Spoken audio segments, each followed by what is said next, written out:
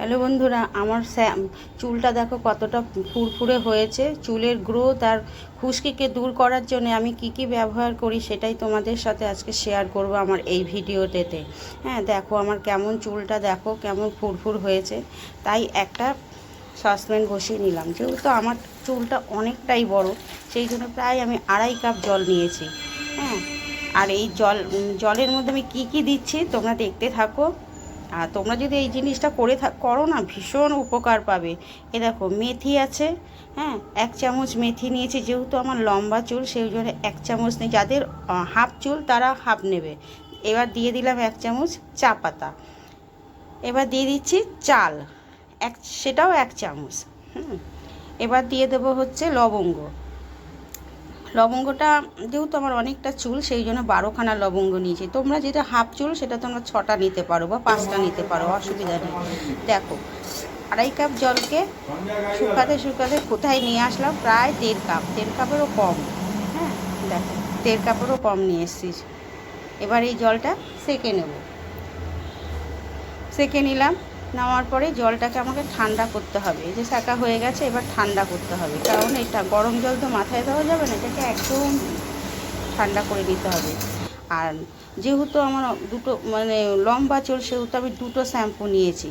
আর যাদের হাফ চুল তাদের একটা শ্যাম্পু নেবে। আর একটা কথা বলে দিই, শ্যাম্পু তো আজকে তো এটা করছো, কিন্তু আগের দিন মাথায় কিন্তু শ্যাম্পু করে নিতে হবে। কারণ কি, তেলা মাথায় হবে না। তেলা মাথায় এই জিনিসটা বসবে না, এটা হচ্ছে শ্যাম্পু মাথায় বসবে।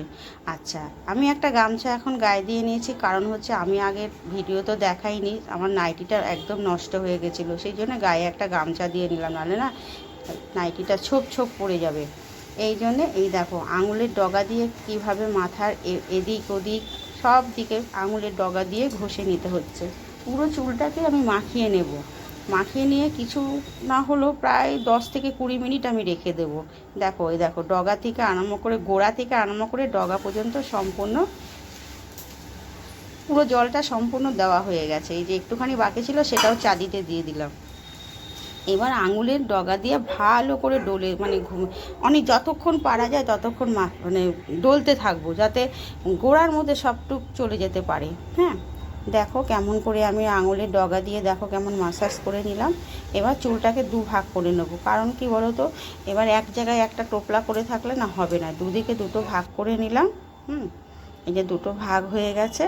এবার 10-15 মিনিটের মতন আমি অন্য কাজের মধ্যে ব্যস্ত থাকি। আর মুখে এতটাই মাখা হয়ে গেছে শ্যাম্পু, মেথি, চা পাতা, চালের জল, এখন মুখটা কেমন তেতো তেতো ভাব লাগছে। যাই হোক, এবার অন্য কাজগুলো আমি 10 মিনিটের মধ্যে করে নিই, তারপরে আমি শ্যাম্পু করব। এই দেখো আমার শ্যাম্পুও হয়ে গেছে। দেখেছো চুল দেখো কেমন হালকা ফুলকা হয়ে গেছে। তোমাদের প্রথমে দেখালাম না কত হালকা ফুলকা হয়ে গেছে, মনেই হচ্ছে না। আর চুল তো অবশ্যই গজাবে, এটার কোনো ভুল নেই। কেননা আমার সামনের দিকটা যতটাই, আমার পেছনে যতটাই চুল, সামনে ততটাই হালকা হয়ে গেছে। হ্যাঁ, এই দেখো সব